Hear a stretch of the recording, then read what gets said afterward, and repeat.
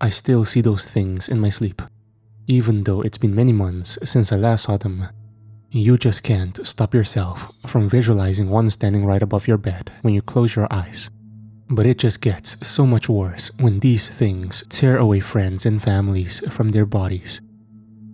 Alright, that was probably too much info to take in, so let's start from the beginning. My name is Brad. I'm a police sergeant.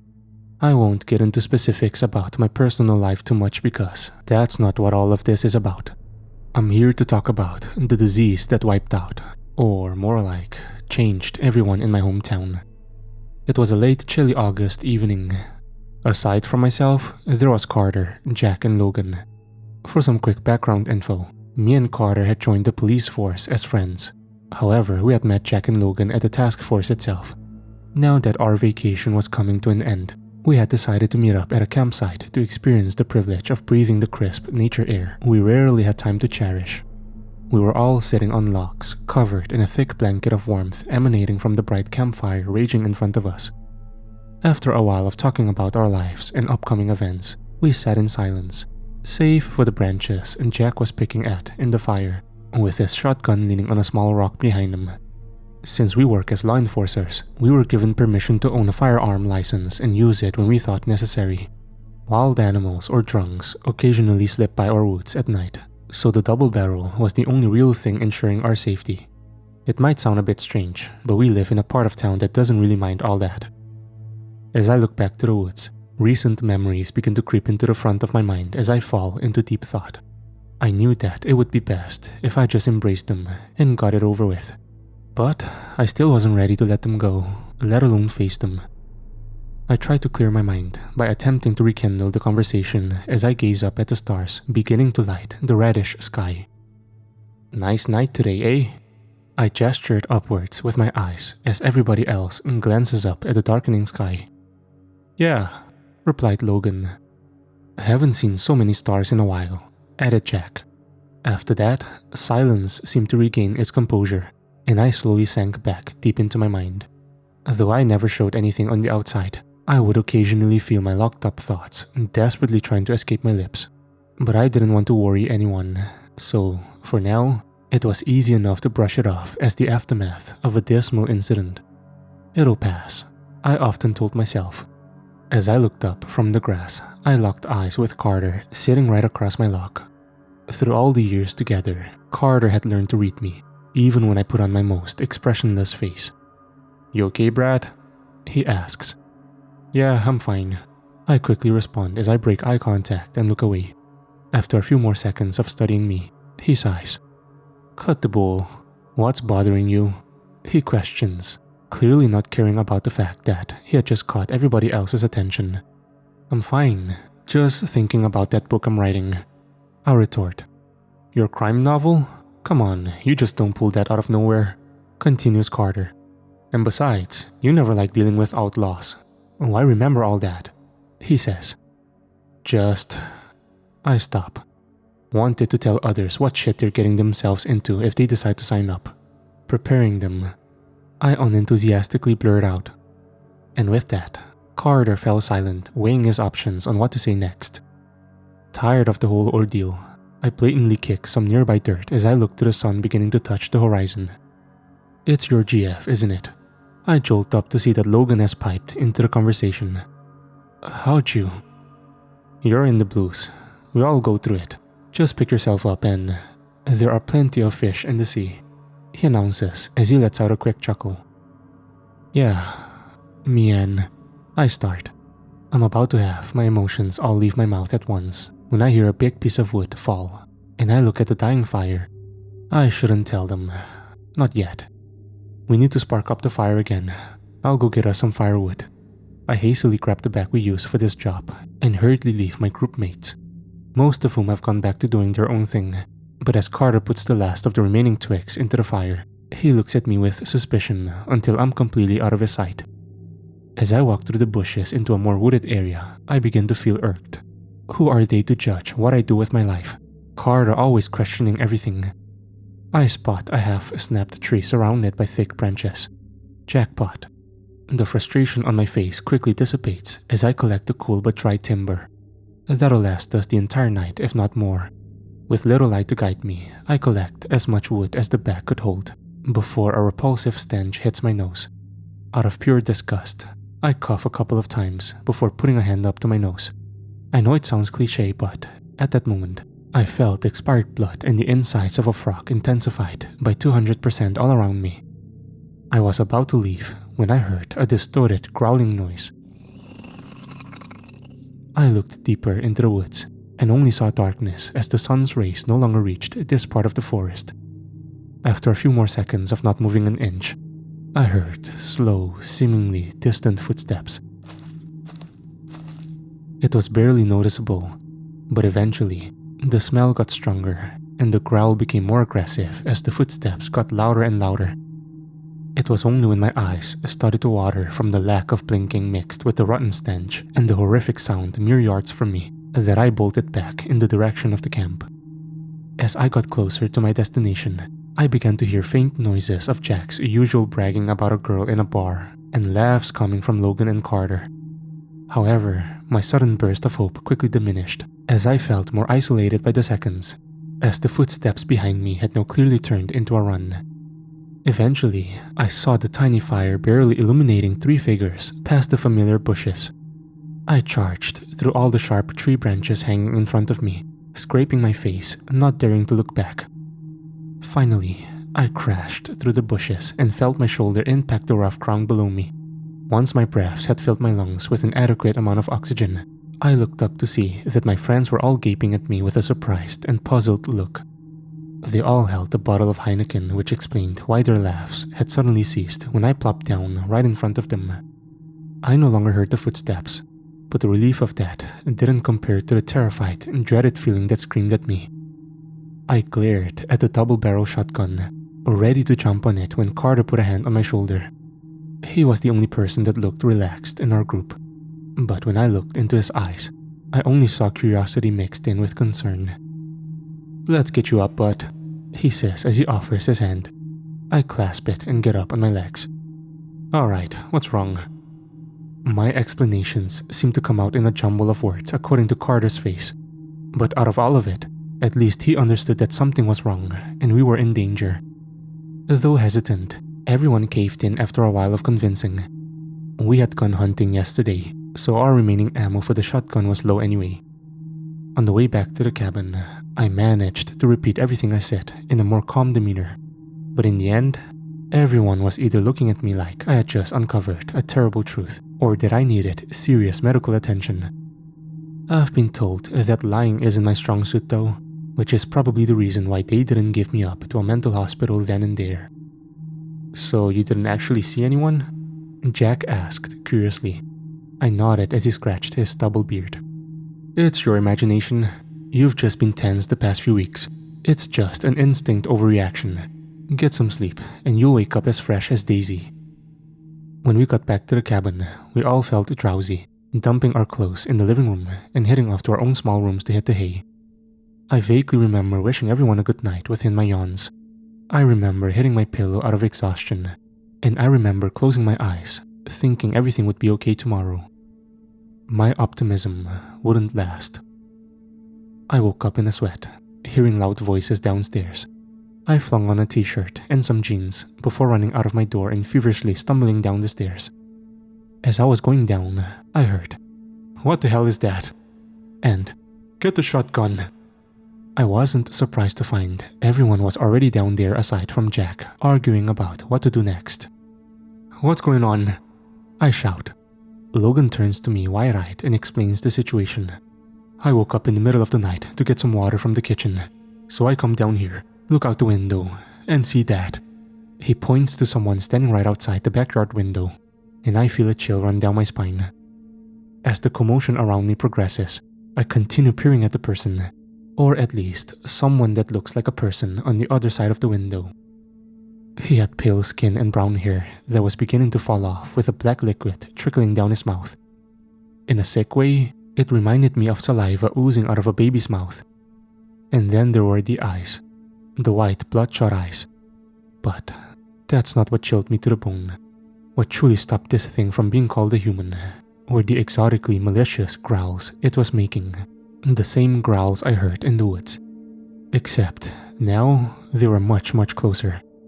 I looked back to my companions to see Jack had joined us and had his hand on the backyard door.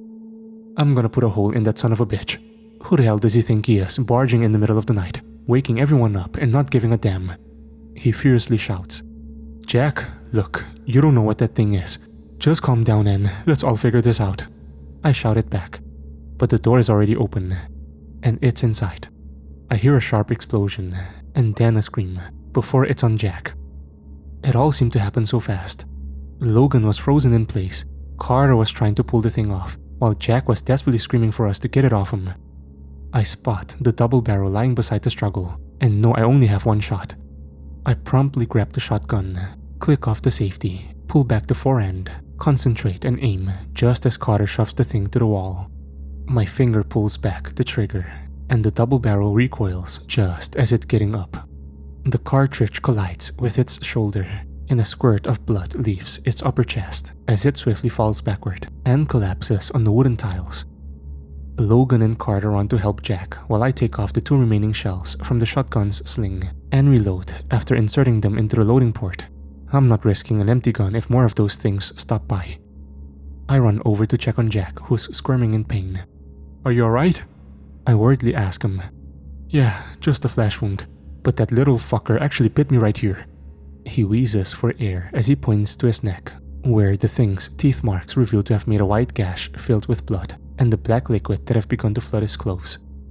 "What was the problem with that?" Logan's voice is cut off by those damn growls. I slowly turn around to see the impossible. It had gotten back up. Its shoulder was limp, and the force of my shot had caused its skin and bone to be destroyed, which instead now showed a weak shower of blood dribbling down its ribs. And I swear I thought I saw a part of its lungs as well. And it was still standing. It took me a few moments to notice all this, and when I did, I saw the thing was now advancing forward, glaring into my soul with such hatred that I felt it would search every fiery corner in hell until it found and killed me. I stumbled with my shotgun while the others urgently shouted at me to shoot it. By the time it's pointed at the thing, it's only a few feet away.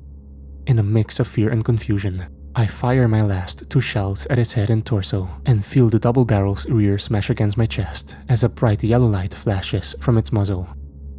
Over the sound of my ears ringing, I hear a thud and look up to see the thing laying on the ground, hopefully for good this time. I drop the shotgun and run to check the corpse when I notice Jack's wheezes had stopped and now turned into slow, forced breaths. My pace quickens to a jog as I turn to Jack's direction, and shock overtakes me when I see his skin had become pale like the thing's, and he was now periodically coughing up blood.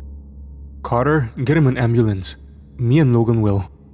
I don't get to finish my sentence as Jack begins coughing again, but this time, instead of blood, he hacks up a few drops of a black substance that landed on my shirt. Usually, I'd act very differently if this happened, but at that moment, the fear of my friend greatly overpowered my spark of disgust. All my attention is on Jack as he begins to talk with a raspy voice. "It's too late. It's taking over. I can't control it anymore." And with that, his muscles relax, and he stops breathing. Carter pulls his head towards his neck to check his pulse, and then soundlessly gets back up with his head pointed downwards. Jack was dead. We all stand in silence for a few moments before Logan speaks up. "It had to be that thing, right? The black goo it gave him? Was it poisonous or something?" Then I asked the question I still regret to this day. What did he mean by it was taking over him? Carter, still looking at the floor, hesitantly answers. "Maybe the substance infected his blood, which caused the primary organs to shut down. Maybe he thought he was losing control of them while they actually just stopped operating." He says this to himself more than us. "So death was taking over him?" Logan asks. "I don't know," Carter bleakly says as he pushes his hand into his face. Then, the whole situation really sinks in. Jack was gone. We hadn't saved him in time. If I had warned him earlier and gone out and killed that disgrace of a human being, then Jack would have survived. It's all my fault. I was the one with the gun. We're all choking back tears now. It's been a while since I had someone close pass away. It's so depressing to re-enter that phase where you remember all those great times you had with them and then slowly be swallowed up by that painful realization that you would never experience any of that ever again. But there was something else that bothered me. Jack was around my height, but he was no small guy, 6'2" in fact. To see him slip away in a matter of minutes, seconds after a bite, was in some ways more shocking than sad. I look at the group and see Logan pacing around the room. What are we going to tell the guys at the station? His family? They're all gonna think we did it, he inquires. And in all honesty, Logan is a pretty chill guy, and to see him this nervous didn't really help our situation. Carter opens his mouth to say something when I hear a disturbing moaning sound. We instantly turn our backs to confront the noise, and then we see where it's coming from. No, he's not that thing. He's not that humanoid. Jack, or the creature that had stripped his soul from his body, was now standing with its back towards us, observing the surroundings in front of it. Somehow, me and Carter knew it wasn't our Jack, but Logan thought differently. "It's a miracle! He's alive!" he shouts in joy as he runs towards the humanoid for a hug, hands outstretched. We grab Logan and tell him that it's not the real Jack, but he retorts by saying it is, and he's alive. With surprising force, he violently pushes us off and runs towards the dead Jack.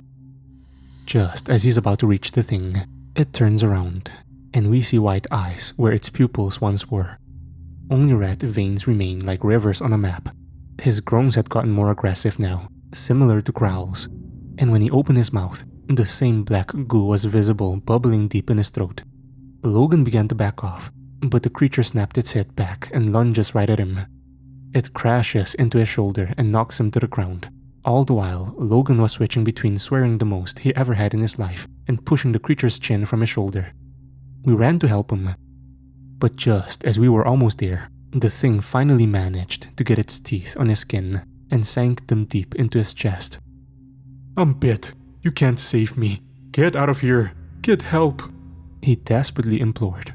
We both stared at the scene before us, deciding what to do next before looking at each other and dashing to the decrepit BMW in the front yard.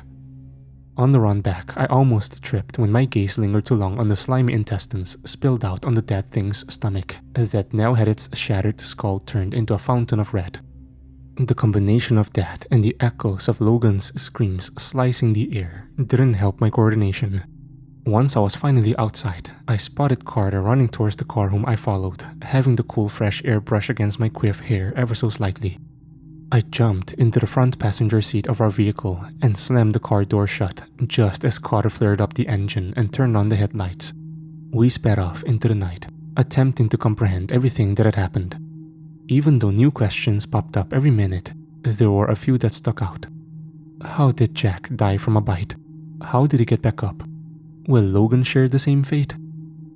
As my sea of questions rose, I began to feel a headache coming along as well as a tingling fatigue. Just as I was about to pass out, Carter startled me awake. "So where exactly are we going?" he says in an obnoxious manner as he taps his finger on the wheel. "I got no idea," I plainly responded. I happened to glance downwards as I said this, and I saw the same few drops of black goo Jack had spit on me right after he was bitten. "Hey Carter, I still got that black shit on me by the way," I nervously tell him.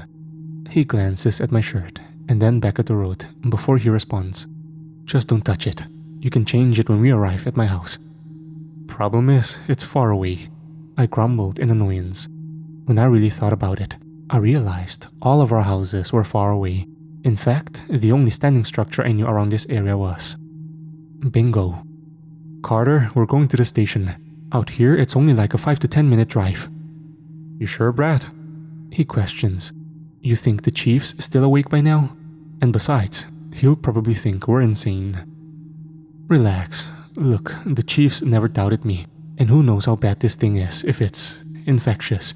He must have gotten reports of this, and if not, we'll tell him we're just tired and walk out the doors and figure everything out in the morning. Plus, I don't know how long I'll be in the safe with this shirt on." Carter gives me a suspicious, almost unsatisfied look before his face relaxes. "Then let's go," he says nonchalantly. and with that, we make a left turn to drive out of the woods and to the station. When we arrived, there weren't many lights rebelling against the early morning. We got out of our BMW and locked the doors. As we got closer to the foggy glass doors, we heard chattering from inside. We reached the doors and pulled them open. Inside was the chief, standing with his thick black mustache and a few strings of hair that remained plastered on his head. Beside his hand holding his daily cup of joes stood one of my co-workers that looked to be on duty. His surprise quickly turns into a heartwarming smile. "Brad, Carter, what are you doing out here? Shouldn't you be resting under some warm covers while you have the time?" He gives out a jolly laugh as he walks over to us and gives us 2 nice pats on the back. "What can I do you for?" he asks. "Sorry for barging in like this, Chief Noah, but we have something important we need to tell you. Maybe you can fill us in on this." We explain a bit of what happened, leaving out the most unbelievable parts. When we finish, his face shows nothing but curiosity.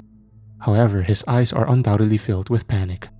A couple of seconds pass in silence before he speaks again. "Alright boys, I'll make sure this is dealt with," he states. "But you two need some rest, and with the bags under your eyes, you're in no condition to drive." The drowsy feeling I had before hits me with severe force, and I realize I am in bad shape to drive. I spare a glance at Carter and saw that he was no different than me, maybe worse. "So here's what we'll do," the chief continues. "We're gonna get you to a place to sleep for the night." He peers at my BMW through the window. "And when you wake up fresh in the morning, you'll safely drive back home," he finishes. I muster up a weak smile at the chief as he sends someone over to escort us to our rooms. "Hey, you have something on your shirt there," our escort notifies me as we reach my room. "Oh yeah, got some dirt on it. Isn't coming off. Do you have a shirt I can borrow here?" I lie. Yeah, sure. Should I throw your current shirt in the wash?" "Yeah, thanks a lot." I cut him off, not wanting him to ask any questions. He leaves and comes back a minute later with a fresh shirt from the dryer. I snatch it, walk into my room and change my shirt. Once that's done, I come out, thank him again, and walk into my room for the night. After that, I can't remember what I did, but the memory of Chief whispering a code blue into his radio accompanied by a command to send 2 units over to our cabin's location just before he was out of earshot lingered in my mind long after I fell into a deep sleep. When I awoke from my slumber, the sun's rays were already flashing through the top of my window. I look at the clock. It shows 12:27 p.m. Usually, I would jump up if I woke up at this time, but again, recalling previous events, I didn't care what time I woke up for now. I look down at my shirt to be sure that the black spot is no longer there when I realize that I hadn't changed my clothes last night. After a few quick stretches, I open my door and walk to the station's living room, where I see Carter and a few other officers lounging on the chair and sofa with their cups of coffee. Not in the mood for a cup, I walk down to Carter and grab a donut on the way. "So, where's the big guy?" I ask Carter. "My guess is that he's out cold. Must have been up all night," Carter answers, taking a sip of his coffee. I take a bite out of my donut as I take a seat next to Carter. I'm about to put my head down on the sofa when our escort from last night comes up to us. "Good morning. You guys sleep well?" he asks. "Yeah, we had a good rest," I respond. "So we finished washing your shirt, and most of it came off, but there's still a little bit left there." He points to a dark spot that remains on my clean white shirt. Damn it. "Oh, alright. Thanks again," I reply carefully, taking the shirt from his hands without touching the black spot. Our escort smiles and wishes us a wonderful day before he leaves. "I'm kind of getting tired of having a shirt be one of my main problems," I tell Carter. "Tough luck. Come on, I'm starting to get a bit homesick after all of this." I chomp down the last bits of my donut while Carter gulps down the remainder of his drink. After we're done, we get up and walk outside.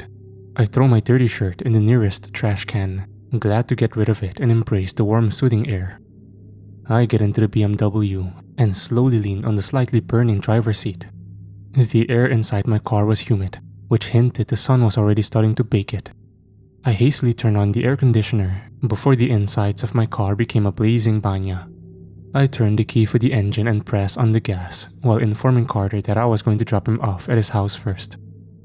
We didn't talk much on the drive back, And while that might seem a bit odd for us, since we're usually pretty energetic when it comes to conversations, what's even more strange is that the frequent traffic we often bump into is nowhere in sight. Sure, there were cars that occasionally followed or zoomed by us, but not enough to cause a real big traffic jam. Even more, there seemed to be an increased amount of police everywhere as well.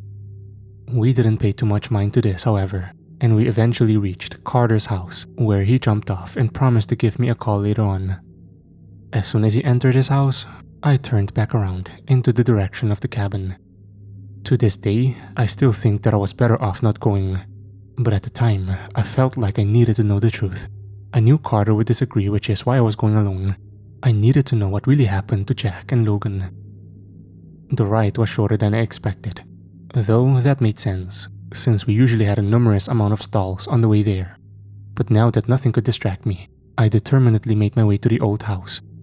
When I arrived, it was well past brunch. I parked my car a good distance from the lodge, not wanting to attract attention. As I expected, when the entire part of the front of the house was visible, I noticed a cop car standing right in front of the cabin where I could barely make out a figure through the half-cracked open window. I quickly hid behind some trees. If any of my co-workers recognized me, there would surely be questions on why I was here during my vacation right after I reported an attack here just a day ago. I waited for a few minutes, hoping for some miracle that would make whoever was there leave. I was just about to hit back when I heard a loud voice coming from inside the car. I looked back and saw the person inside now held a small black object. His radio. He looked distraught, and a few seconds later, he put the radio down and flared his cruiser, while simultaneously turning on his sirens and driving right past my hiding spot as I ducked beneath some bushes. When the coast was clear and I couldn't hear the sound of his screeching tires anymore, I made a run for the cabin. I got to the door and tried to open it, but it was locked or barricaded from the inside. Should have come earlier. Then I remembered the backyard. The wooden fence isn't that tall and I could probably climb over it. Before doing so, I listened for any noise. It didn't seem like there was any, and they wouldn't have time to set up cameras in there. At this point, I was too dogged to stop myself, so I brazenly grabbed the top of the fence and pulled myself over. I landed on the grass and turned the corner to the grilling area where the back door was, and I was taken aback.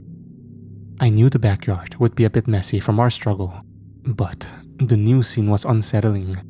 More furniture was tossed over, and it now looked like somebody had spilled a full bucket of black goo instead of the few drops we saw last night.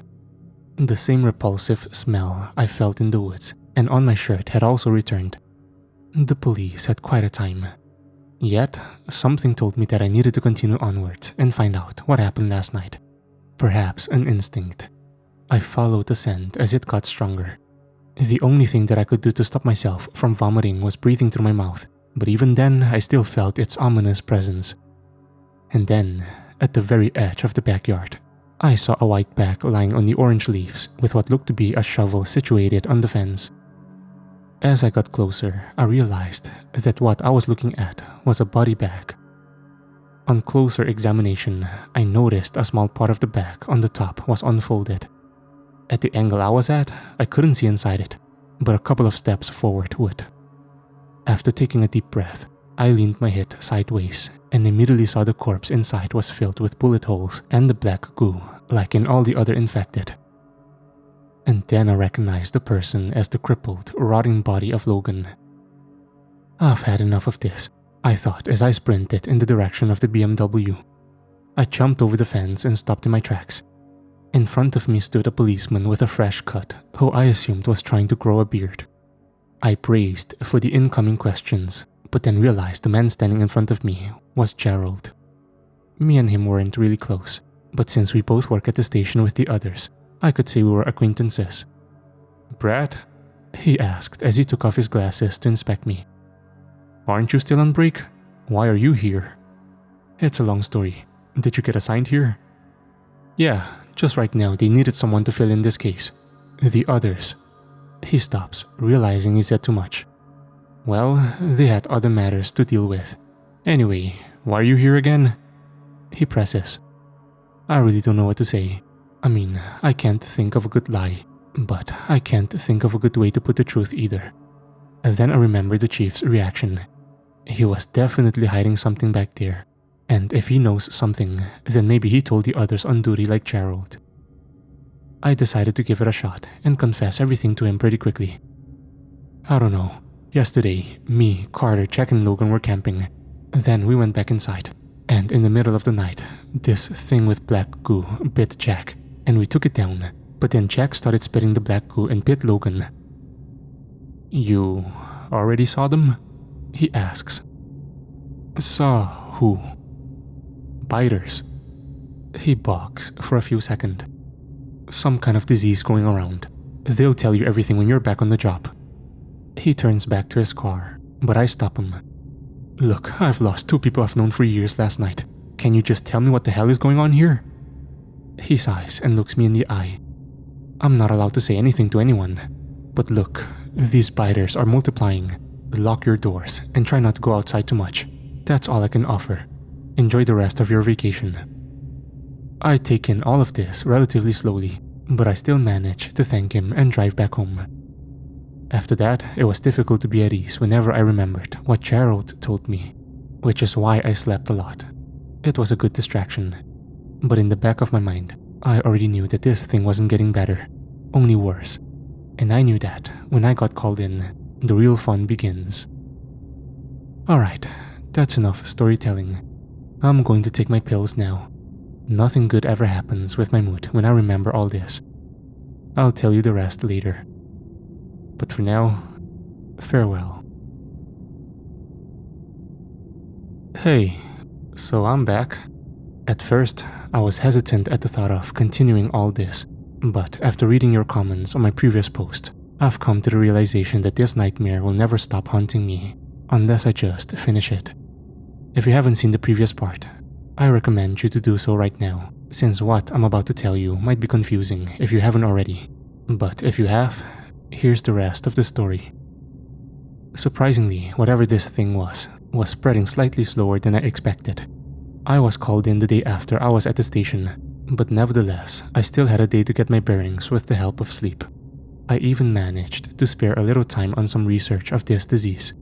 The day after I talked with Gerald, I woke up around 6 in the morning. Made sense though, I did head off to bed pretty early the previous day. The first thing I did when I woke up was make myself a cup of tea with some toast.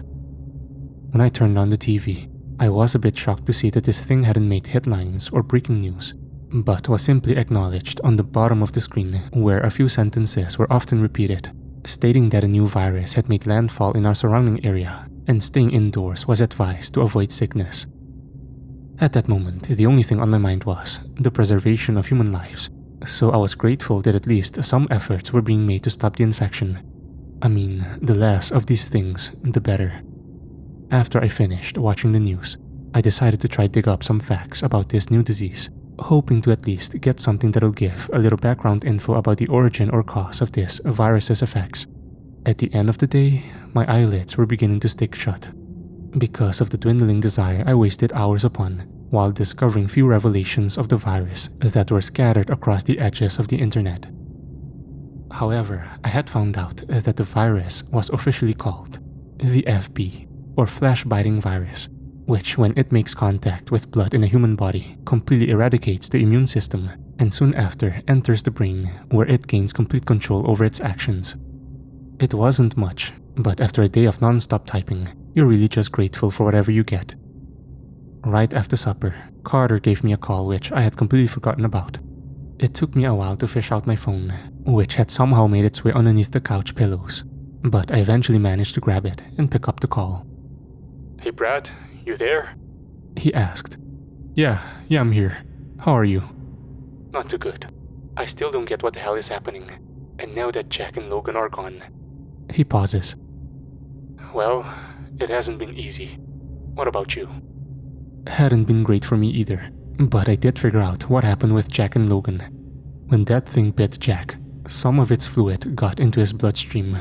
And when that happens, the virus takes complete control over you and does whatever. I told him. Well, I wasn't as lucky as you. Nobody's answering my calls. Wait, what do you mean? Family, friends, co-workers, even the chief's phone just goes to voicemail, and you know he's always on top of the game. He sighs. Something really fucked up is going on here. That's when I realized something. Aside from Carter, nobody had called today. While I was processing the information, I heard a doorbell being rung on the other line. Sorry, gotta go. Someone's here. We'll talk later, alright?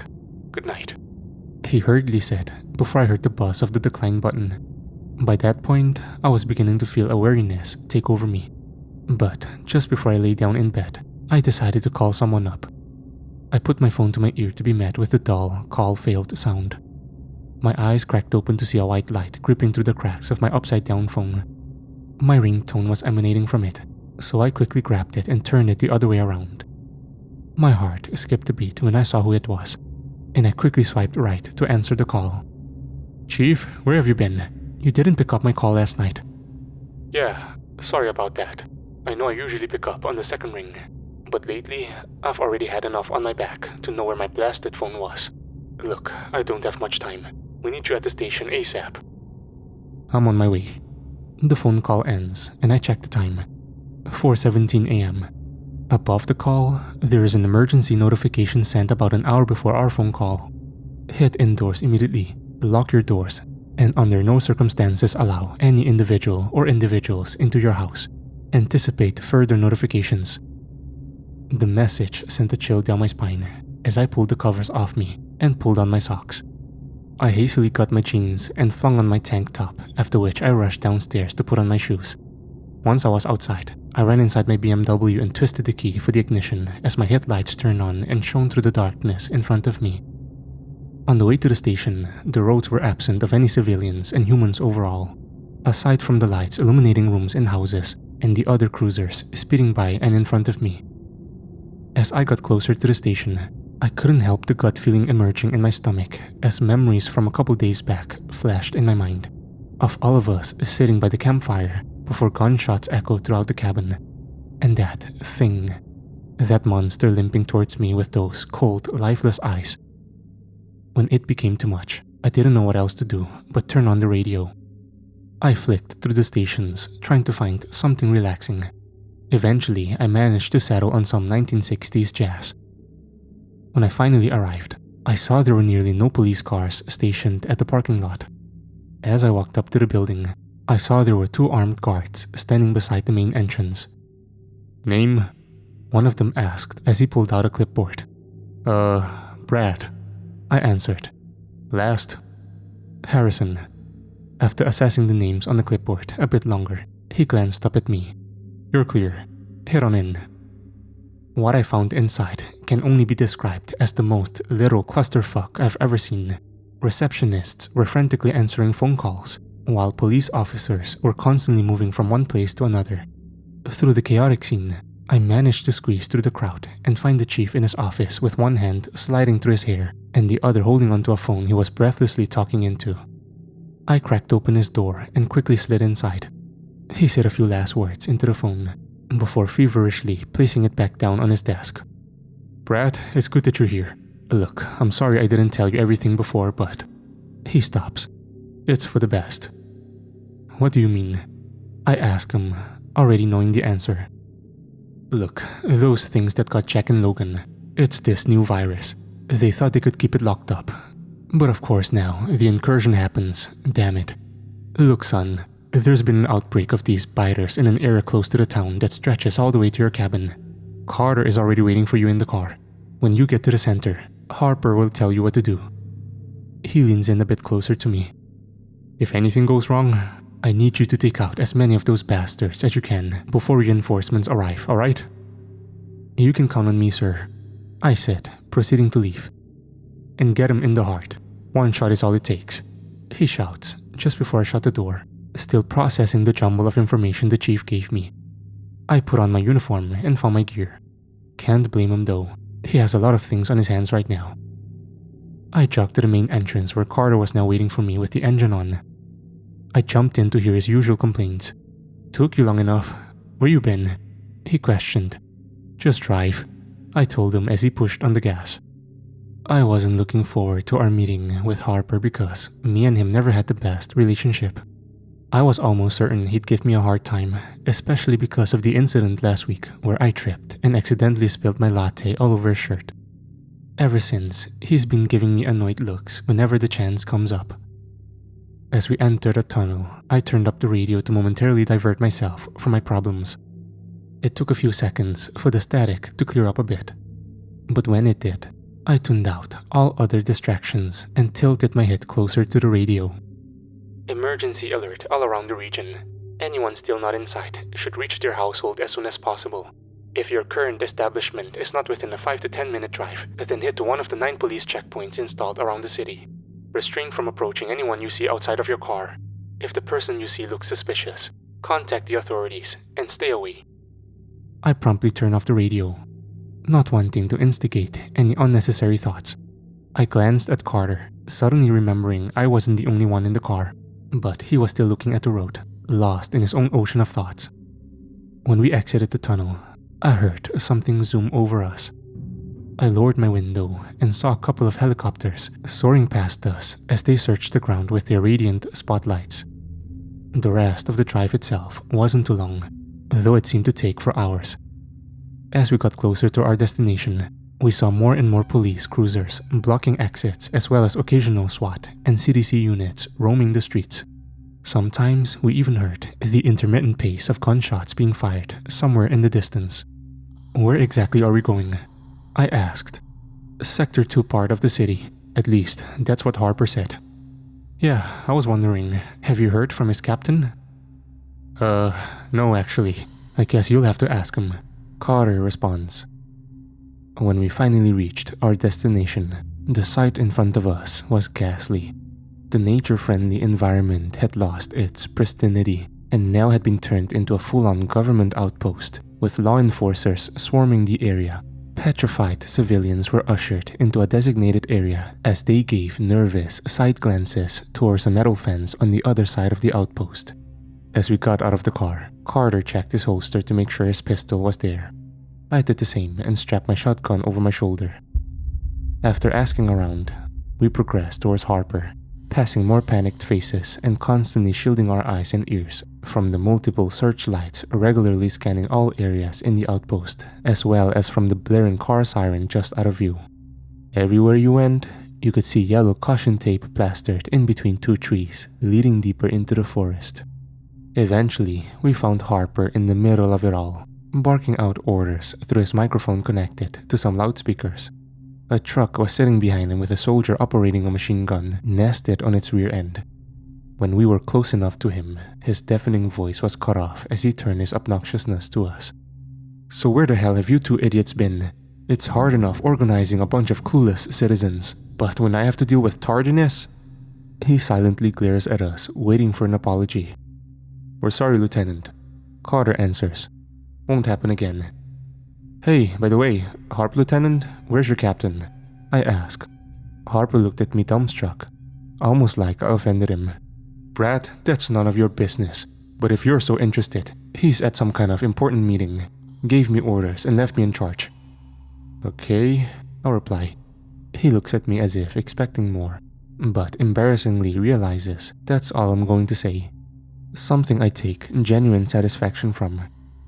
He sighs before speaking. Alright, I'm only gonna say this once, so you better listen closely. Carter, I'm gonna need you to keep an eye on the civilians. They're unpredictable right now, so keep them at bay. Carter gives a quick wave to us before leaving. And Mr. Harrison? Harper said, as if my name was repulsive. He lit his cigar and looked around the park before speaking. I need you to get on that platform and defend this outpost. He points to a platform situated on top of the same fence the people had quickly moved away from. It was entangled in barbed wire with someone already standing on the platform. For a moment, I can't hear Harper as he continues blabbering on with his instructions, but he quickly notices. Beyond that, are you even listening to me? You got to work on your attention span, Harrison. If something like this happens again, then you're gonna get one good talk from your chief. Sorry, I say, gazing back at Harper. That's sorry, Lieutenant, to you. I look Harper right in the eye for him to know I'm listening, while using all of my willpower not to strangle him right then and there. He mutters an insult before proceeding with his senseless lecture. Like I was saying, if you get too close to the edge of the fence, you'll get a refreshed definition of the word death. He deliberately puffs out a cloud of smoke threateningly close to my face. So you better watch out. I don't remember the rest of what he said, but I do remember him giving me a radio to contact me if anything seems wrong. Before I knew it, I was climbing up the ladder to my temporary job. When my foot stepped on the last steel bar, I looked up and saw the person I had seen appear before. What immediately stood out was his eyes. They looked dull and tired. And when I looked into them, I saw nothing but a dark void beneath them. Aside from that, he looked to be in his late 20s, and by the looks of it, his dark uniform hinted at his allegiance with the local SWAT team. His uniform also complemented his assault rifle, which was flung over him. As I finished my ascent, he gave me a slight nod before looking back in the direction he was previously fixed on. As my eyes gazed lower past the barbed wire at the ominous ground below us, I froze. The already dirty roads were littered with corpses of humans and biters alike. What the hell happened here? I shout with dread building up in my voice. It used to be worse. The scouting squad managed to take out the ones near the gate and put out the fires. My nearby companion says in a conventional tone. What scouting squad? I inquire. Just a couple of hours ago, a group went in there, cleared out some of the biters, but they should have been back an hour ago. And now that nobody can reach them. We stand in silence for a few seconds. Well, we're supposed to keep a lookout for them, if they come back. Something about his insouciance seemed familiar, so out of curiosity, I asked him a few questions. He introduced himself as Tyler, and that's when something in me clicked, and I remembered the guy from a homicide case we had worked on years back. Once I reminded him of it, I saw that glint of familiarity flash in his eyes. Sector 2 units are advised to transfer to their nearby outpost. Air Force Command has noticed a large number of biters shifting to the western area of the city. Proceed with caution and keep a lookout. After listening to the message coming from our radios, Tyler releases a breath before speaking. Did I ever tell you she was one of my mom's friends? No you didn't. Were they close? I ask. Not really, but she was sensitive about these things. Barely talked to anyone during those weeks. He sighed, almost like remembering an old wound that never healed. Deciding to lighten him up, I changed the subject to something more nostalgic. It took a while, but eventually, he managed to crack a smile. In fact, at one point, we were laughing so badly, Tyler nearly tripped over the railing that separated us from the barbed wire. After that, our chuckles began to die down, and I started to hear the faint growls in the distance. After a while, it started to get irritating, but I didn't dare say a word. Better safe than sorry. Eventually, I got bored with my subconscious staring contest with the carcasses, and even though our chatter somewhat blocked out the groans, they were still starting to drive me mad. A change in scenery was imminent, so I casually looked over my shoulder to see what was happening behind me. The world seemed to have lost some of its colors, almost like some of the life it used to possess had drained out of it. Everything seemed so apocalyptic. It was like the universe itself was desperately dragging itself along with time, trying its best not to fall behind. More and more civilians were being brought into safe zones, while patrols kept a wide eye on the roads. Just as I was trying to get a closer look at what was happening, something shone in my face, and I put my hand up in front of me to block out the luminous light. Once the shimmers of the glare left the unprotected spaces between my fingers, I looked back at the main road and saw a minivan had driven up to our outpost, filled with intoxicated teens who were drunkenly smashing the side of their vans while letting out boisterous hoots.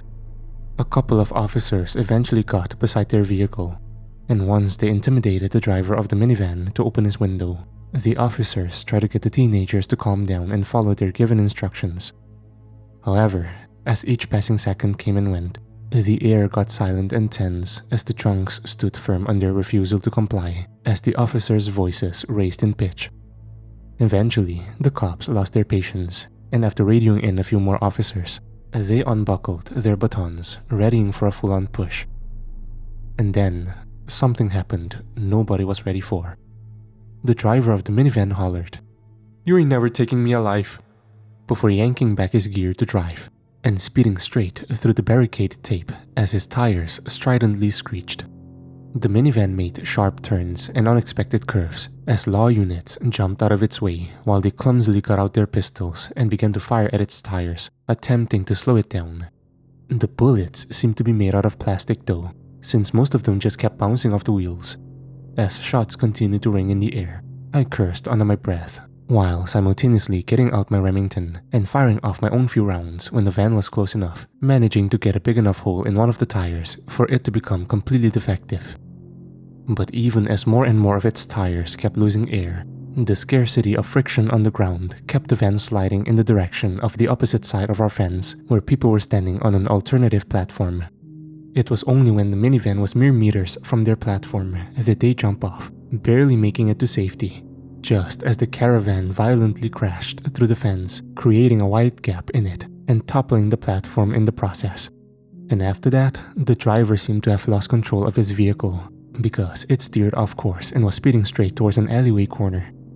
A couple of the van's passengers managed to jump out through its windows just before it collided with a wall, its loud crash rippling the air around it. Officers rushed to the scene with medics not far behind. The runners were the first one repressed, and not long after, a cuffed group of them was being ushered into a truck with bars serving as windows, while the other group was hastily being led into an ambulance. While everyone was busy gaping at what had unfolded before them, I was more focused on the ever-growing moaning coming from the far right corner of the building the van had driven into. A knot formed in my stomach as my hand gripped the stock of my shotgun, and then a decrepit head appeared, followed by a rotten body and finally its bruised legs. But that wasn't all. There was a small group trudging along with it.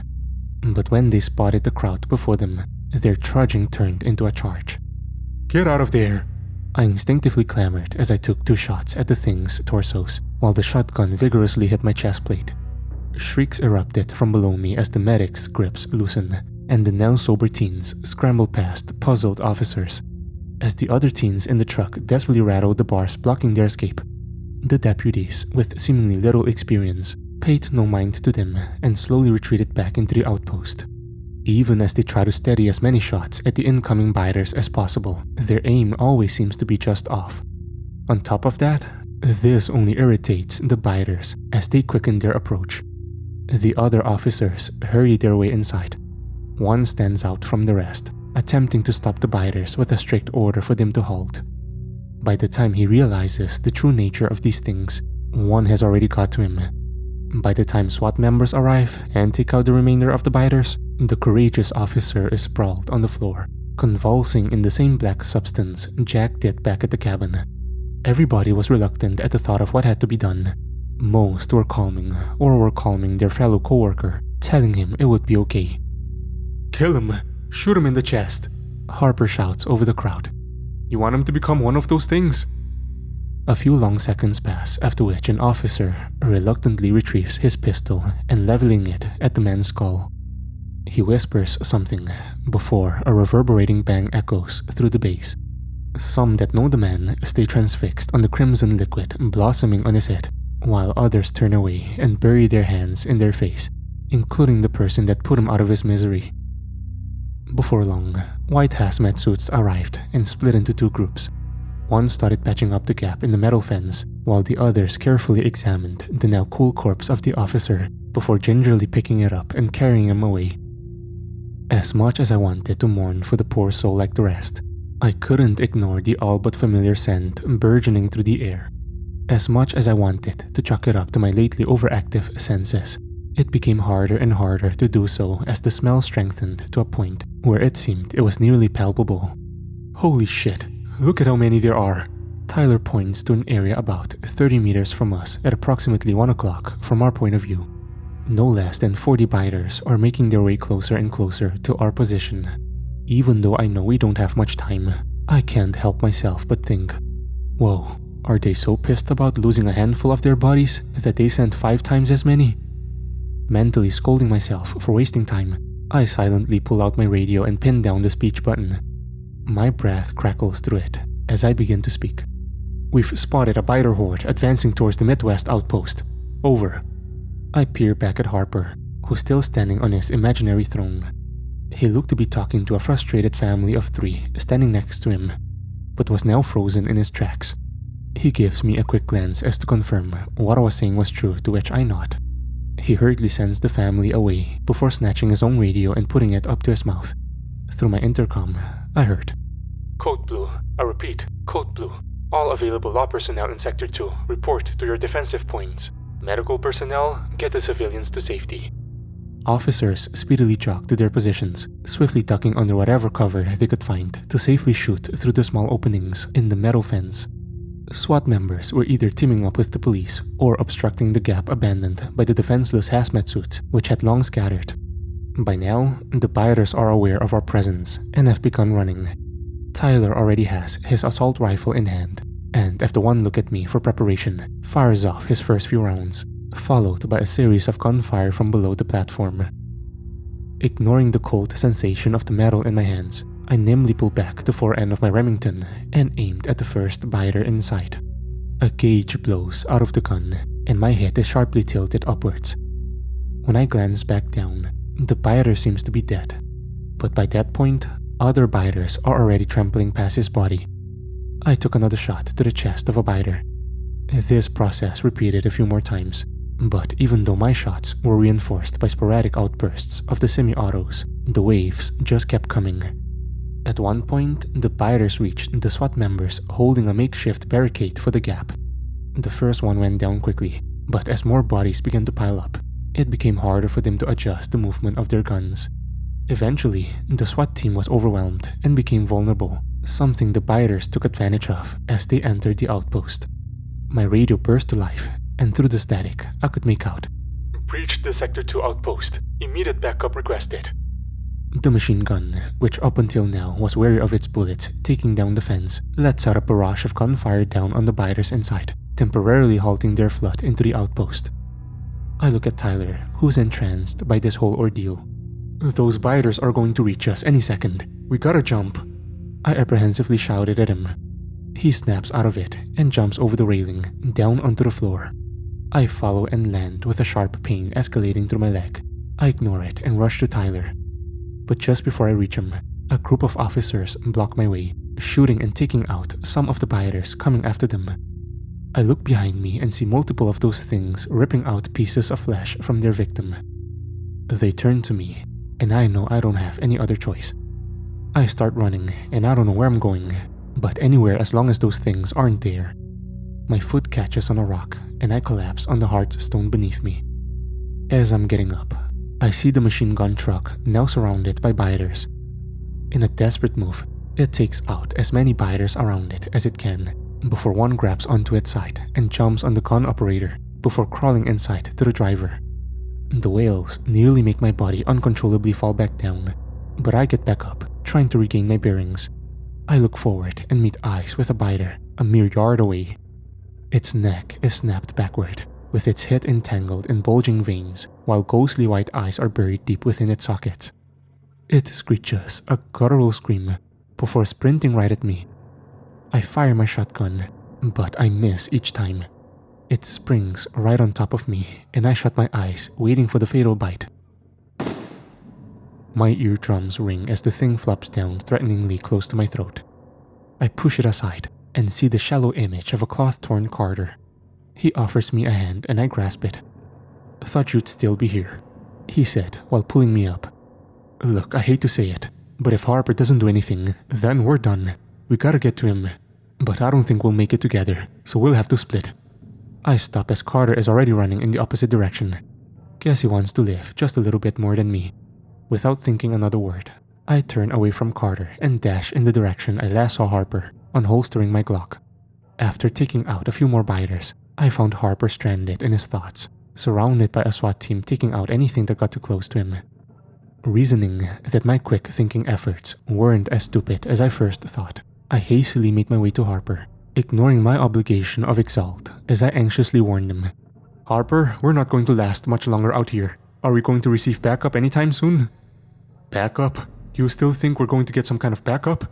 Look around you. This place is beyond repair," he exclaimed. I stared at what was happening around me, and I quickly realized that what was happening was terrible. We were getting pushed back more and more, with people within our own ranks turning on each other.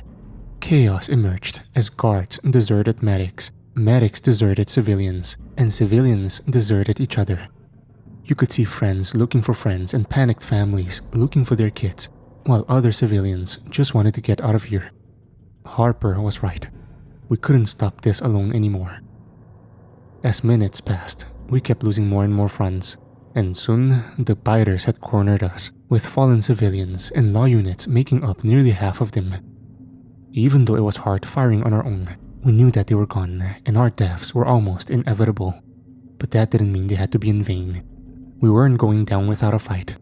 We gathered the remnants of our supplies and manpower and made a last stand. Ammunition was scarce, sure, but using our weapons as melee would have to do. Some put pistols in their mouths, while others believed that if we did this now, we would buy enough time for the government to do something. All we could do was keep hope. One by one, people sacrificed themselves by throwing themselves at the mob of biters. I watched as the person in front of me was shredded with the thing's teeth. I knew it was my turn. I turned my Glock upside down, ready to join whatever place those who die go to. Just as I raised my arm to land my final blow, I heard a fusillade of bullets from behind me, followed by a rapid sound slicing the air. I turned around and saw 4 local military rescue helicopters shelling the biters in front of us. Everybody swiftly made space for the landing helicopters, while the biters, enraged as ever, charged at the survivors, determined to leave no one alive. All remaining, Sector 2 has been compromised. Fall back to the helicopters. Muffled voices on the radio spoke as people frantically scrambled onto the helicopters. The chopper's automatic rifles were now reloading, and the remaining ammo in our guns barely made a dent into the horde of biters. By the time I finally found an open space, people were getting tackled by biters left and right, screaming. I knew this was my last chance. I jumped into one of the helicopters just as I felt it jolt upright, and it began to rise from the ground and fly upwards. The other choppers quickly followed, but a staggering amount of biters managed to reach one of the helicopters just before it took off. They swarmed the cockpit, forcing the chopper to spin out of control and crash back into the ground. The other helicopters, including mine, just barely managed to escape before we suffered the same fate.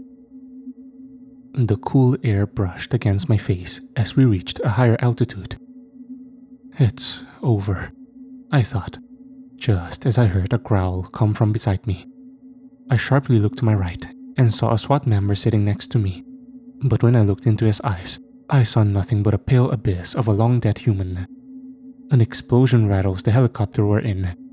I looked down at the demolished helicopter and see a bright orange haze blocking my view. As it dissipates, I see the downcopter is now nothing but a disfigured mess of ash and metal. Another growl shakes me from my trance as I take another look to my right and see that the thing is nearly on top of me. Without another thought, I grab the shoulders of its bulletproof vest and begin to push it to the edge of the chopper. The people around me quickly realize the situation and begin screaming and kicking at the biter sitting next to me, creating a loud commotion and stopping any shots from being fired. The biter turns its attention to the other people on board, and I know I only have seconds before we end up like the helicopter beneath us. Despite the heavy armor hanging on the thing's limbs, after gathering all the remaining energy I had in my muscles, I shoved the thing as far out with my arms as I could. I lost my grasp on the biter as I felt my hands give out and sharply turned downwards. The thing's fading screech was the only thing that made me realize that throughout the whole ordeal, I hadn't taken a single breath. I take in a huge portion of air before crawling back deeper into the chopper. The crowd inside is huddling in the middle, no one wanting to accidentally slip and fall to their deaths. Part of the military personnel on board is hastily putting restraints on the outer edge part of the chopper to keep a locked and safe perimeter. A few people wearing a thick all-camo outfit manage to slowly but surely make their way towards me without causing too much inconvenience. "Sir, are you alright? We saw you single-handedly take down that biter. We're sorry we couldn't support you, but with all the civilians." One of them, presumably the sergeant, speaks to me. "It's alright. No more lives were lost. That's what matters," I say, peeking through the restraints being installed on my side of the chopper. "We're going to have to check you though." he responds. Can't have any more of these things on board. As his men begin to closely inspect me, he continues. Are you feeling well? No signs of lightheadedness, tight chest, difficulty to breathe, etc.? As the short answers to his questions near an end, the soldiers around me wrap up with their observations. You handled that situation fairly well. Judging by your uniform, you're a cop, aren't you? How many years have you been on the force?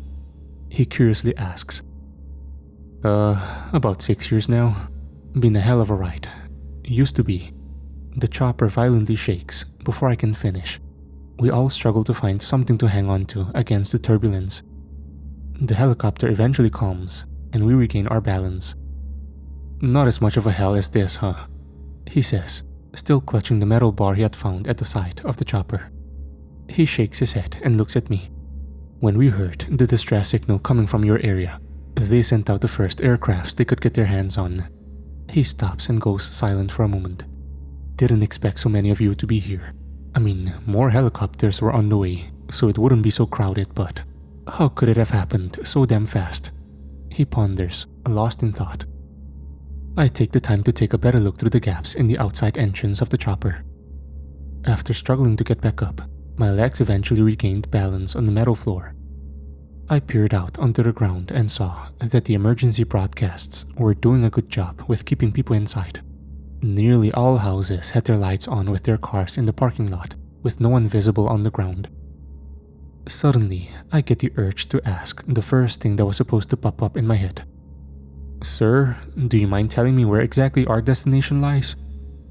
The military commander turns to face me and automatically speaks. Nowhere special, if you're interested. Away from those biters at least. Before he trails off again, I repeat my question in a more aggravated tone. Where are we going, sir? His response sends me off guard, as he looks me straight in the eye and sternly says, You'll know when we land. Sit tight. The commander made occasional announcements, telling us not to panic and that we were going to be brought somewhere safe. He also instructed everyone to hand over all their gadgets and any kind of weapons they were carrying. After a thorough search through our bags and pockets, he also addressed everyone in the police force, including me, to not contact our superiors or any other colleagues via radio. Even though I didn't receive any news about the progression of the outbreak, the radios the military held were still on. Unfortunately, that didn't help my case, as the few times the military personnel on board did use them, their codes were so scrambled that trying to decipher it would lead to an irritating headache within minutes. However, after a while of this, I felt my ears begin to pop and noticed we were slowly dropping altitude.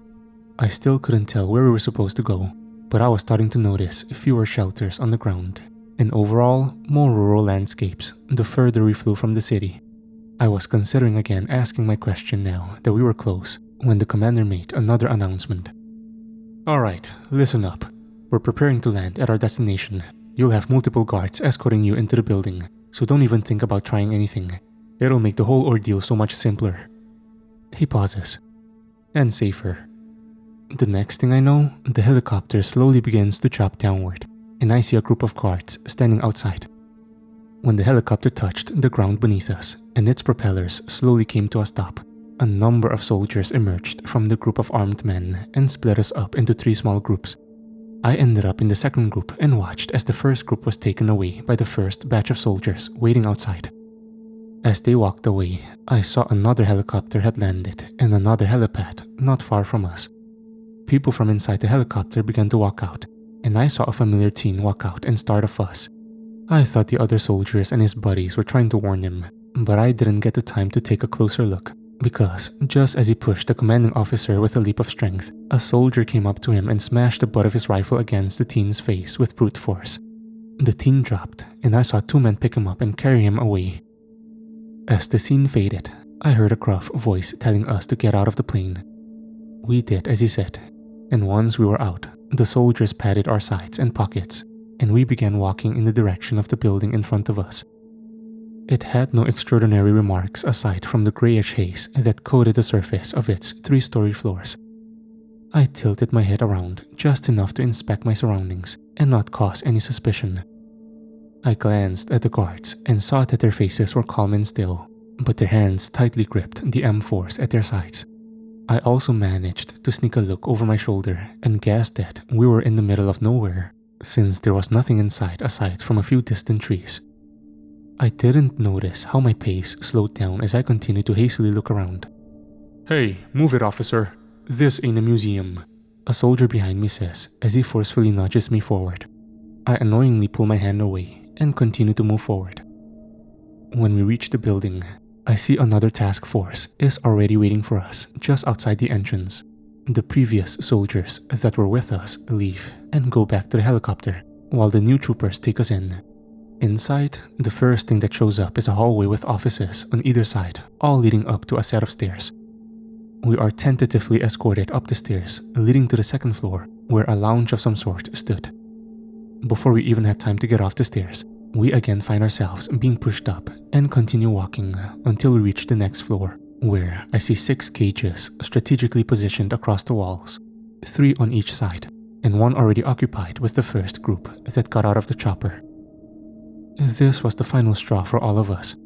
Everyone in my group began to berate the soldiers with bitter comments, relating to the fact that there was no way any of us were going in there. I watched the first group, expecting them to rise up with us, but all they did was pitifully stare at us. Soon enough, the soldiers' warnings to temper our anger proved to be pointless, and that's when they began aiming their guns at us and nearly screamed at us to get in the cage. This quieted the collective anger we held, and as one of the soldiers placed a key card on the lock, one by one, we begrudgingly stepped into our cage. When we were all inside, the soldiers shut the door and went to check on the other group.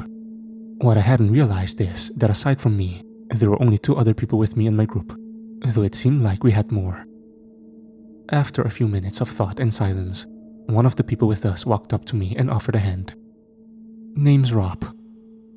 "Brett, pleasure," I say as he observes me and my uniform. "Ah, so you were in the front lines. Must have been nice seeing all that action." "Oh, you bet," I sarcastically remark. Just then, we hear shouts come from the staircase, and I see a rowdy group, just a bit bigger than ours, come in arguing with the guards. "Get your hands off me, I can walk alone," I hear someone yell in the group. "We already told you, we're not getting into those damn cages, so why don't you take that shiny rifle of yours and shove it up your..." That's when one of the soldiers had enough and points his rifle threateningly close to the guy making insults. Just like us, their protests stop rather quickly, and they get into the cage beside us one by one. As they were entering the cage, I took a close look at all of them, and when the last person from their group stepped inside the cage, I instantly recognized who he was. "Tyler? Oh my god, I thought you were dead. Where were you back there?" Tyler turns around to face me, and I see the shock and relief come past his face. "Brad, good to see you're still standing.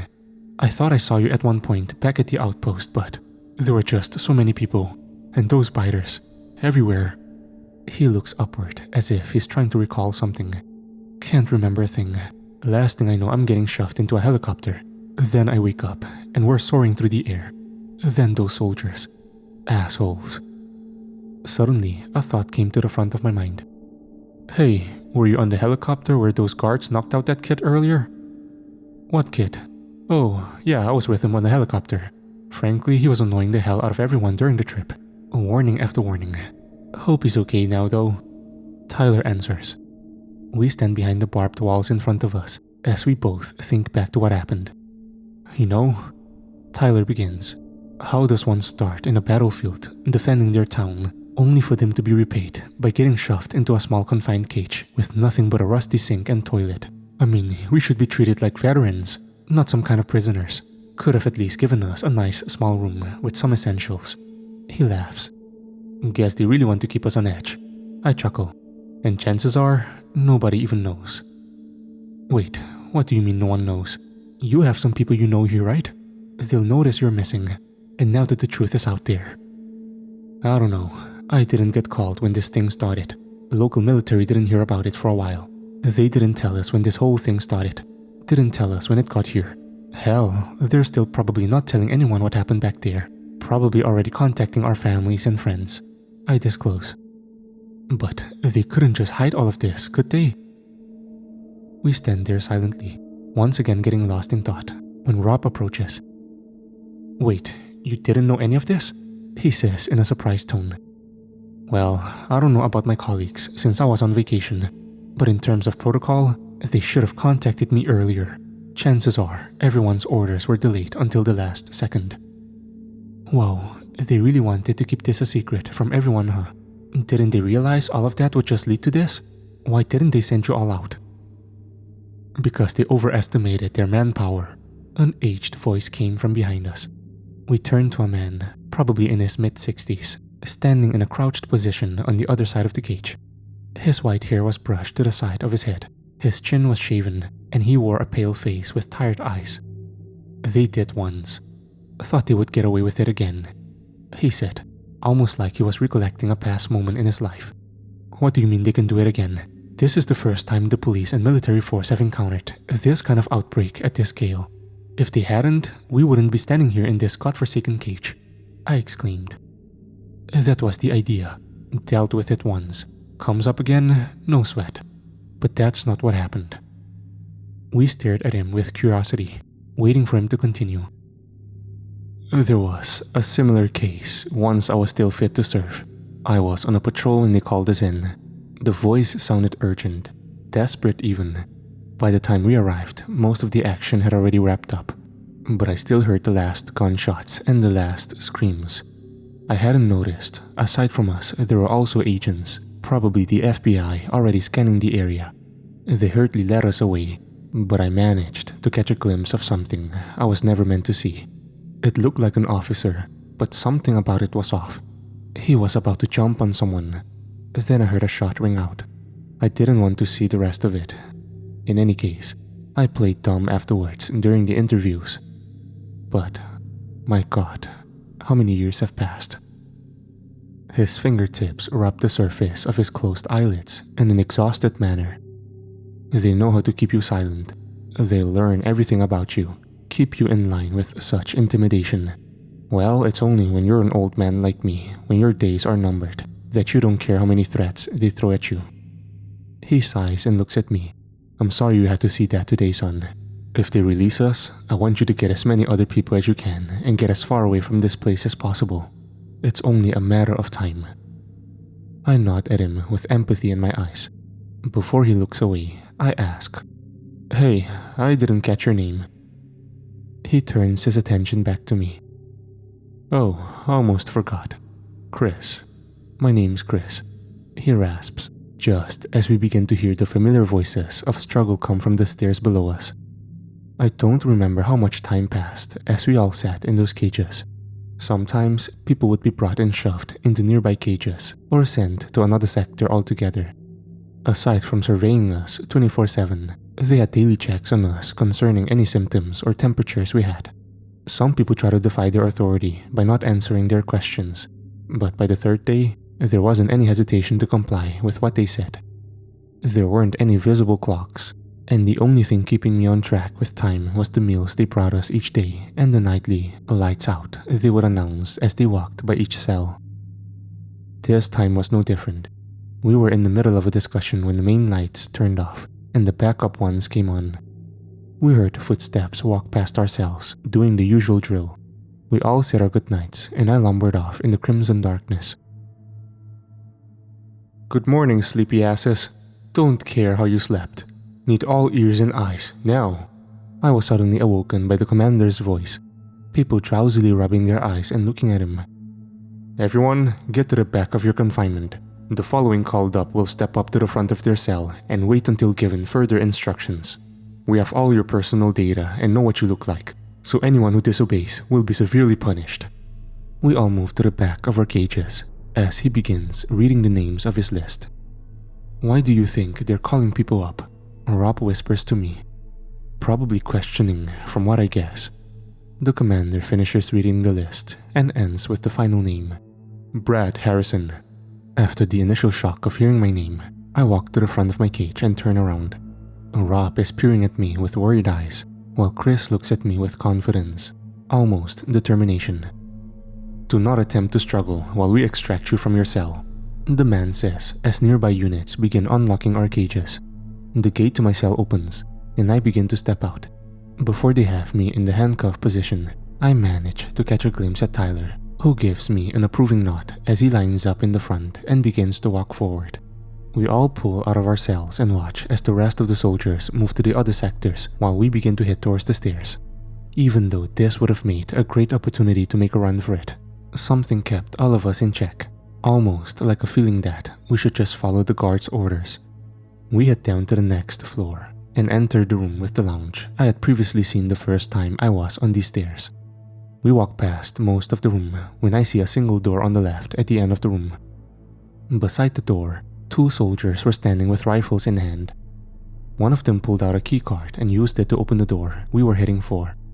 Once we're inside the lit room, we see a few groups are already there, sitting on separate aluminum benches you would see in stadiums. We start moving towards an empty bench when I notice something. On all the benches, there are regular people in civilian clothing, aside from one member in every other group. Unlike the civilians around them, they wear a uniform, but not one of a guard, but more similar to the one of a commanding officer. I don't have time to ponder on the thought as we're all ushered onto the bench, and just like in the other groups, a man older than me but younger than Chris is already waiting for us. We sit down just as a higher-ranking soldier comes to the middle of the room and waits for the few nearly inaudible whispers to stop before he clears his throat. Now, I can guess what you're probably thinking right now. The commander starts with a friendly but firm voice. And after all you've been through, I can't say I blame you. However, we needed to be aware of those infected and those not, because if one more mistake was made, it would be over for all of us. Know that your family and friends have been contacted, and you just might have a chance to see them again. The outbreak you previously witnessed has been suppressed, and the majority of the biters have been taken out by the military. That said, our local military forces have exhausted all their weaponry and manpower into eradicating the biters. And aside from keeping the city on lockdown, they barely have enough men to patrol half of the quarantined off zone. Meaning, for now, they're temporarily defective in the fight.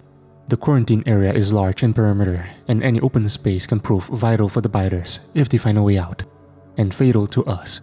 Military outside of our own have only recently received the news of the outbreak, and by the time they arrive, well, every second counts, and in any case, their inexperience will cost them many lives if they do arrive on time. But you, my friends, you have that experience, the one essential in wiping out these things from the face of the earth. But there is another reason why we put such high faith in you. We gathered you all here because you know what these things are, and you know how to deal with them. Without you, these biters could escape, and all the armies we have won't be enough to stop them. So I give you an offer. You can even back out now and return back to your cell, get released, and hope you can live a normal life soon. Or you can do the entire world a favor and end this nightmare for good. Everyone in the room is silent, deciding what to do next. No one leaves. Good choice, the commander asserts, catching everyone's eye in the room. Now before you go, I'd like all of you to meet someone. This is Professor Lastings, he says, pointing to a middle-aged man with white hair and bags under his eyes emerging from the seats far back. He'll explain the procedures needed to be executed if someone within your group gets bitten, the protocols. The commander sits down on one of the free spaces on the benches as the professor gets on stage. Thank you for the introduction, Captain. As you have heard, I am Professor Lastings, the head medical personnel in this facility. From what you have seen, I have no doubt that you know how to eliminate a flesh biter. But there are some things you're missing that could be critical in saving your life in an encounter with one of these biters. You see, when someone gets bitten, the substance from the biter takes control over their brain, making the victim amenable to the virus. The exact origin of this virus is not precisely known, or the exact location of its outbreak. The virus's effects are fairly rapid, and the scale of the infection has been unexpected, to say the least. One of the main factors contributing to the rapid spread of these biters is the failure to act swiftly during the critical window after exposure. An antidote is still in development for the initial stages when recovery is still possible. However, no full cure exists yet, and once infected, the virus takes control within 2 to 3 minutes. After that, the host must be terminated to prevent further spread. The professor looks at all of us and changes his tone. This is your last chance to turn back. Once you enter the quarantine zone, No one will be allowed in or out until all the biters are eliminated, before their threat becomes unstoppable. The doc repeats the other protocols, and after he's finished, we're all combined into groups of 12 to form task forces, ensuring the last of the biters are taken out. We're taken through the main procedures of the plan, and after we're all ready, we hastily gather all our equipment and get on the choppers. During the short flight, I wonder what will happen when I get there, still being nagged by the unnerving memory of seeing the blue veins spread across the insides of the biters' faces. My commander seems to notice and questions me about it. You alright? You're looking a little pale. I'm fine. Just reviewing the plan, that's all, I say with a weak smile. I saw what you saw. Those things out there, they'll tear everything from you if you let them. But this isn't the time to fold. Life's cruel, yeah, but if we don't act now, we won't get another shot. He looks me in the eye. Yeah, you're right, Commander. You're right. He begins leaning back on his chair when I ask him, have you ever seen anything like this?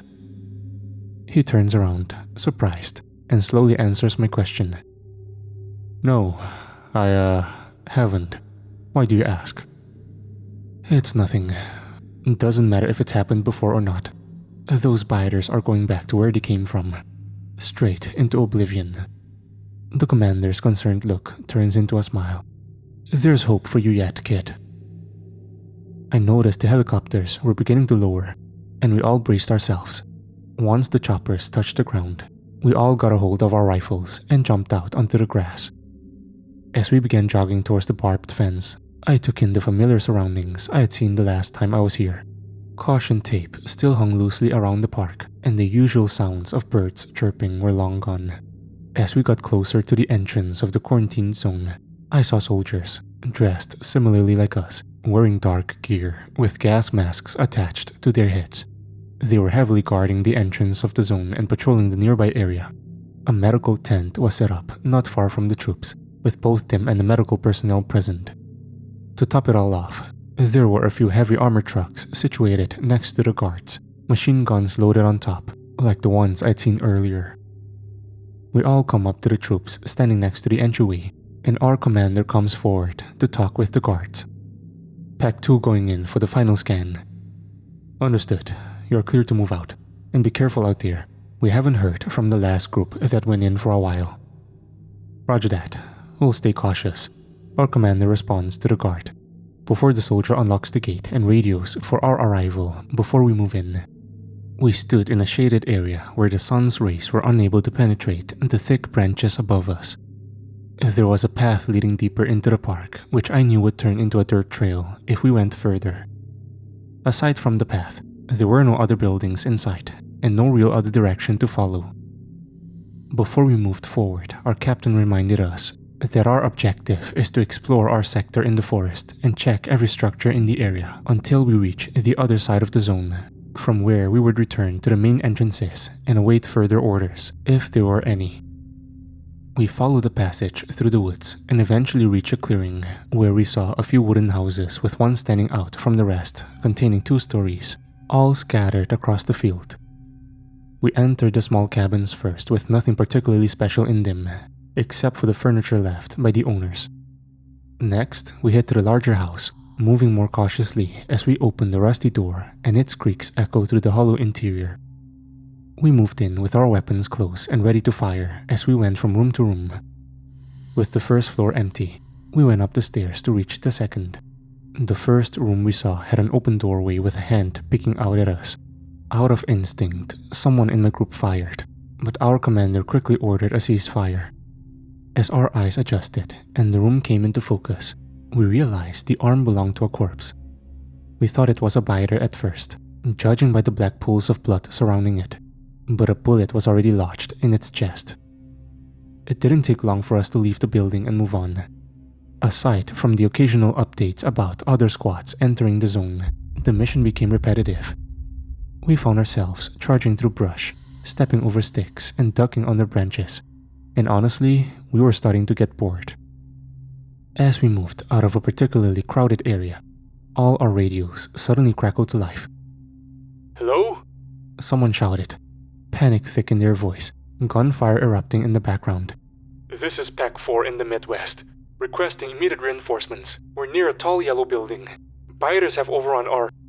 The voice cut off, replaced by a blood-curdling screech.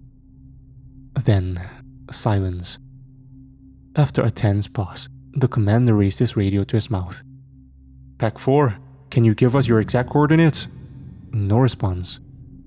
Pack 4, do you copy? He paused, then switched channels. All available squadrons, move into the Midwest sector of the quarantine zone. Be on the lookout for a tall yellow building. Lowering the radio, he pulled out a pair of binoculars and began scanning the horizon. There, he says, pointing behind us.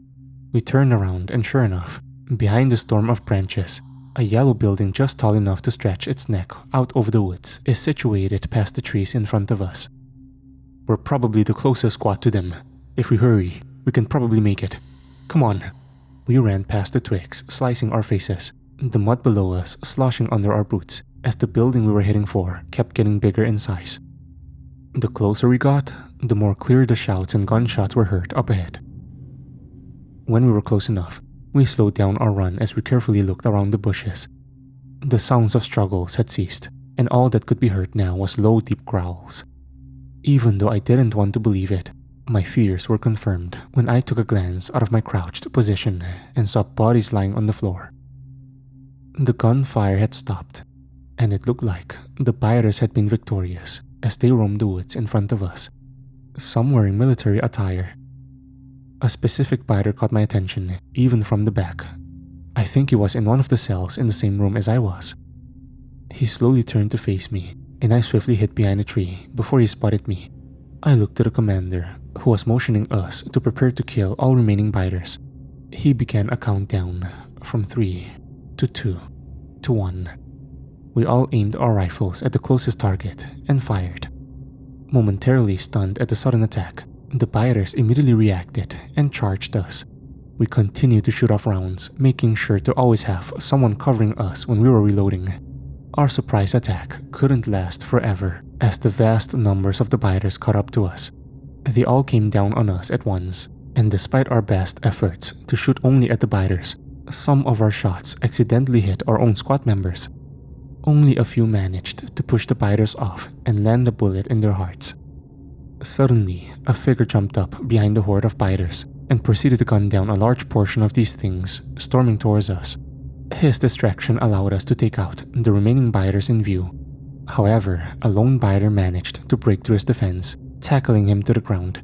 Just as the biter tore the M4 out of his hands and sharply pulled back its head, I put a fatal round into its back, causing its body to fall to the ground and go still. The figure pushed off the rest of the biter off him.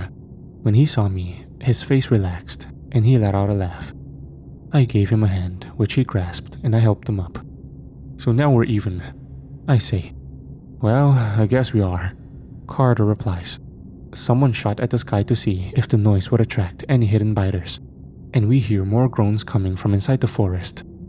As much as a touching reunion would be nice, we need to finish the task at hand. Do you know if any of your squad members are still alive? I don't think so. Most of them got bit, and I saw a couple run further into the woods, but I don't think any of them made it far. We checked if Carter had any bite or scratch marks, and he seemed to be in the clear. The commander decided to take him in, and we informed them of the mission. Things ran smoothly from there, and we briskly got past the few remaining standing biters, all up until we reached the end of the zone where we were preparing to hit back. Hey, I think we missed a building, said Carter as we all looked at what he was pointing at. A silver laboratory lay hidden within the trees with no sign of anybody already having checked it. The remainder of our group strode to the front doors of the lab. It was locked, and we didn't know if a few kicks would do it. So, for safe measure, one person from our group got a sledgehammer and eventually battered the door down. The feeling we got when we stepped inside was foreboding. The weak light of the exit sign barely illuminated the ominous reception area in front of us. We turned on our rifles' flashlights to get a better view of our surroundings. As we got closer to the front desk, we saw what looked like to be a nurse sprawled over the floor. It was clear dried blood had flowed down from her skull onto her white dress. There were 2 dim hallways on either side, and we all split up, separating me from Carter.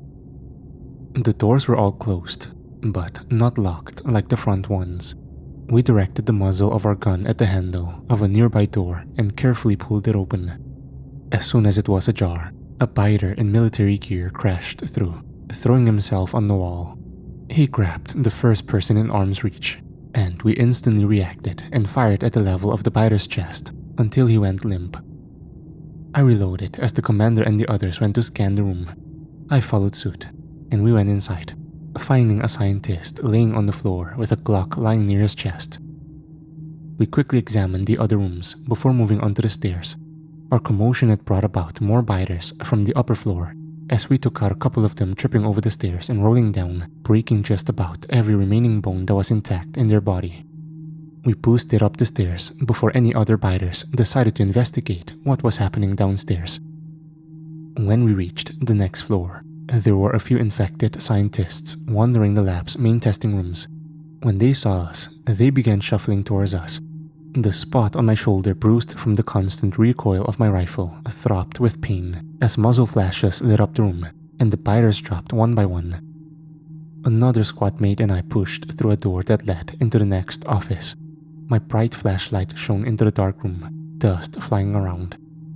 There didn't seem to be any biters or bodies on the floor so far, but we both decided to look around the room. I came up to the edge of the room and saw a desk with a piece of paper lying on it. When I took a closer look, I saw that it was not a document, but a letter with crooked sentences hastily scribbled on it. I was going to ignore it when I saw 3 words that immediately caught my attention. Flesh-biting virus. I promptly looked back when I saw something light up, accompanied by 2 gunshots that came from the other room, and something fell down with a loud thud. I looked back at the letter, and after speedily looking it over, noticed that it was also explaining the origin and usage of the virus. I thought last things told us they didn't know where the origin of the virus came from. The commander started gathering everyone back, and my other squad member in the room waved me over. I pushed away my doubt and pocketed the letter as I got up. Our commander gave us some brief checks before speaking. "Come on," he announces. "We're getting out of here." We all start heading down again and follow the dull red glow coming from the end of the hallway. When we reach the door, we fling it open and take in a breath of fresh air. That breath is interrupted when we all hear someone making their way through some tall bushes. He finally emerges from a series of birch trees, and I feel dread building up in my stomach. Its head was turned to an unnatural angle with a dark red wound placed in his throat. One of his arms had been snapped off and was uselessly hanging at his side. Parts of his lips were gone, and I thought one of his eyes was beginning to roll back into his head as well. Then he turned to look at our group, and he gazed at me. I couldn't help feeling cold as the metal in my hands got heavier by the moment. Without a second thought, it screeched and dashed towards us. My finger laid on the trigger, but I couldn't make it move. The thing lurched at me as I heard gunfire and red holes appear in his uniform. His body stopped mid-move and was pushed backwards by the impact of the bullets. The anger faded from him as he fell and looked at me with sad, but in a way, thankful eyes, as Gerald fell into the mud. When we finally reached the main entrance again, the sky was beginning to turn orange with the sun not far from the horizon. Tyler's group was already there when we got to the exit, and we exchanged a few words as we were getting checked for any signs of infection. We then got on our separate choppers and flew back to the base. From what the commander told me, we were going to be released tomorrow, and for the time being, we would get our own private quarters as a means of thanking us. We were even allowed to go anywhere from the 1st to 2nd floor if we were feeling hungry or thirsty, but the 3rd floor was strictly off limits. When we arrived, we took off our gear and were taken to our designated rooms and told to contact any of the guards if we needed something. Once we were left alone, I chatted with Tyler and Carter as well as some other members in my group before I got some food and water and went back to my quarters. I placed everything on my desk and relaxed in the chair, thinking about what I would do when I was released. I heard something drop to the floor and saw it was the ladder I had taken from the facility. I picked it up and told myself that The do not disturb sign outside would do enough to at least buy me 5 or 10 minutes to look through the letter. I skipped the part about procedures and what the virus does and began to read about where it came from instead. Here's what it said. We're still not exactly sure where the virus originated from, but we recently revisited the white crater we found the substance in, and we've only found more evidence to prove it came somewhere from deep space. Like I said, I didn't want to do those experiments anymore, but they still want to pinpoint where it came from, and the bonus was irresistible.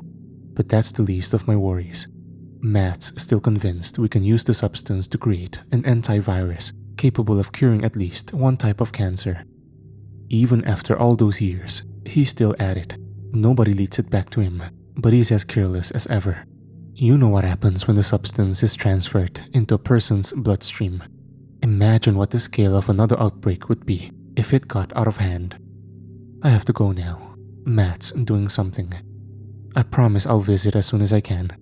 Say hello to the others for me. Mark. By the time I finished reading, I was caught between confusion and rage. Sure, this might all be fake, but they said they would eradicate the virus once the outbreak was under control.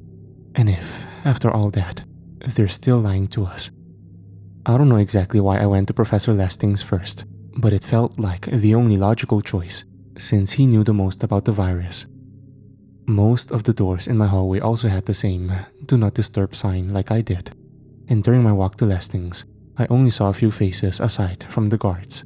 When I got to Lestings' office, a couple of guards were standing next to his door and asked me what I was doing there. I told them I needed to speak to Lestings, and one of them patted me down before they let me in. The professor was sitting on his desk, furrowing his brows as he intently read what looked to be another document. I cleared my throat as he looks up at me and gives me a smile. Ah, you must be Brad. Come, sit. He beckons me to a seat in front of his desk. The armchair is soft, and my tension gives out as I slouch deeper in it. So, is there anything I can help you with? Yes, so Professor, remember how you mentioned that you didn't know where the virus came from? I continued, as he gave me all his attention. Well, during our mission, I found this letter that states exactly that. His face turns from serious to bewildered. Brad, my administration was aware of no such thing. Do you still have that document? Perhaps the information is falsified. With just a little hesitation, I handed him the letter. He gave it a rough inspection, and after a few moments, he lowered it from his face and thanked me for delivering the letter to him. You better be going now. Go get some sleep. You're going to have to look sharp for them to release you. He laughs. I'll take a look at this. And with that, I stood up and stretched my back before turning around and walking towards the door. I heard something come from behind me. I turned around and saw the professor holding a handgun and pointing its hole right at my forehead. Later, he said with a smile. Professor, what are you doing? Well now, we couldn't allow you to just walk away with all of this. It could compromise everything. What are you talking about? This all ends tomorrow. Everyone will hear. But no it doesn't. You can't even begin to understand what you're dealing with, boy. This virus has the potential to wipe out all diseases on Earth. Imagine living the life of fame, becoming the most prominent billionaire in the world, and having someone like you being the last obstacle in the path. You're a fucking madman. A rich madman to be precise, he said with a sinister chuckle.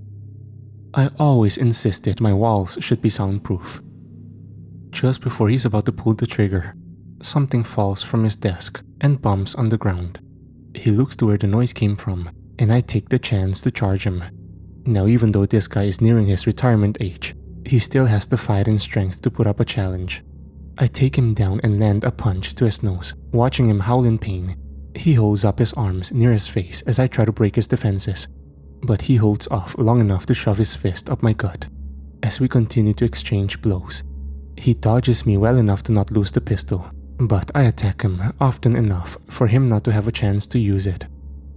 I used my left wrist to block an incoming hit, but nearly fall sideways as he uses the butt of his gun to swing at my skull. Before he gets the chance to aim, I thrust my knuckles near his liver. He recoils, and I expect him to fall, but he lifts up his leg and kicks my knee with all his force. Out of instinct, I grabbed his shirt and threw him at the wall.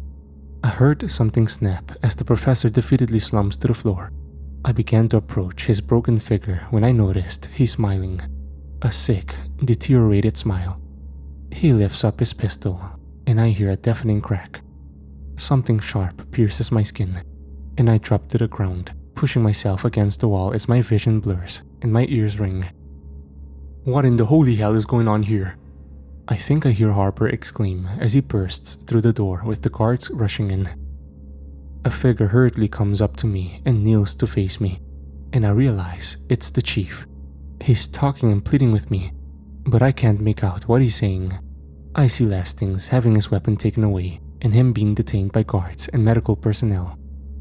As he's being taken away, he managed to get close enough to whisper one last thing to me that would give me sleepless nights.